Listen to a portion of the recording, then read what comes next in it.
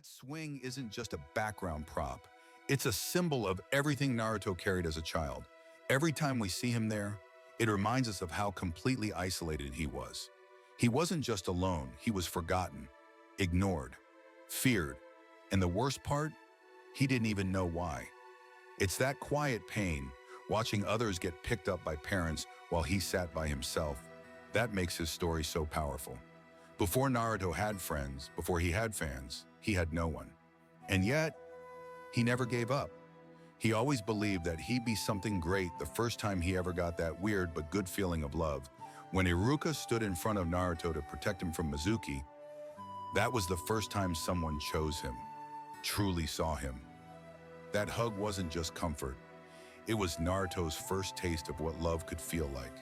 He spent his whole life being treated like a monster, and in that one moment, Iruka told him, "You are not the demon, you're just a boy, and you matter." That scene still brings people to tears because we all remember what it felt like to finally be accepted. When Naruto was put on Team 7, it wasn't just about becoming a ninja. It was the beginning of something he'd never had, a family. At first it was messy.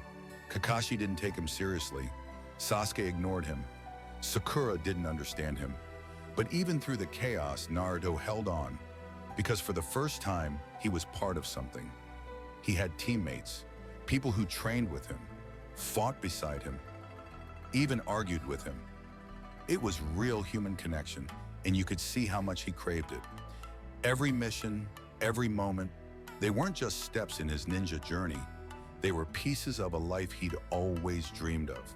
A life where someone might finally say, "I see you." Naruto didn't just see Sasuke as a rival. He saw him as a reflection of himself. They were both alone in different ways. Sasuke lost everything in one tragic night, while Naruto never had anything to begin with.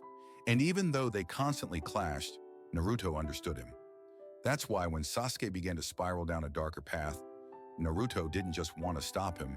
He wanted to save him, because Sasuke was the first person who acknowledged him, the first person Naruto saw as an equal. Their bond wasn't built on shared victories, it was built on shared pain. And Naruto couldn't stand the thought of losing the one person who felt like a brother. That's what made their final battle at the Valley of the End so powerful. Naruto wasn't fighting to win, he was fighting to not lose Sasuke. Because no matter what anyone said, Naruto never gave up on him. Even when Sasuke tried to push everyone away, Naruto stayed. Not because he was strong, but because he cared deeply. Naruto Uzumaki's journey wasn't just about becoming Hokage. It was about healing, about being broken and still standing up, about choosing connection in a world that tried to isolate him. He didn't have a family, he didn't have friends, but he kept showing up with a smile, with heart, with hope, and somehow that changed everything. One person at a time. That's why his story stuck with us, because at some point, we've all felt alone. We've all wanted to be seen. And Naruto taught us that being kind in a world that's cold is its own kind of strength. If you're still carrying his story with you, even years later, you're not alone. Believe it.